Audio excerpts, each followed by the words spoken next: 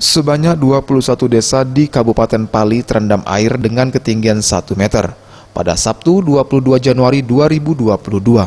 Salah satu desa yang terkena banjir terjadi di Desa Benuang, Kecamatan Talang Ubi.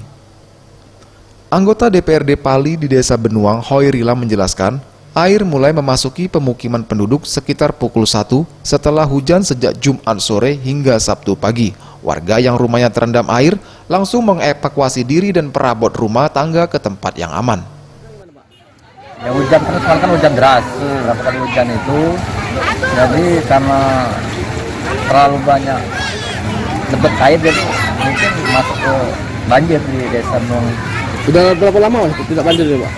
Sudah lama sebenarnya, tapi dulu kan pernah banjir, tapi tidak setinggi ini. Berapa?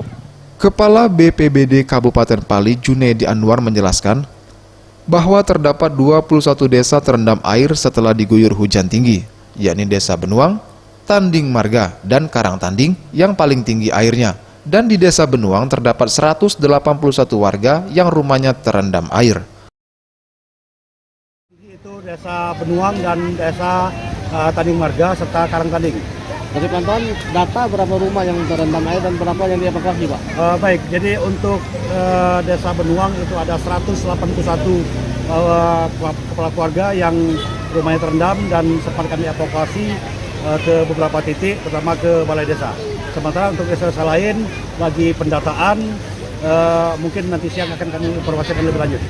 Boris Simbolon, Sriwijaya TV.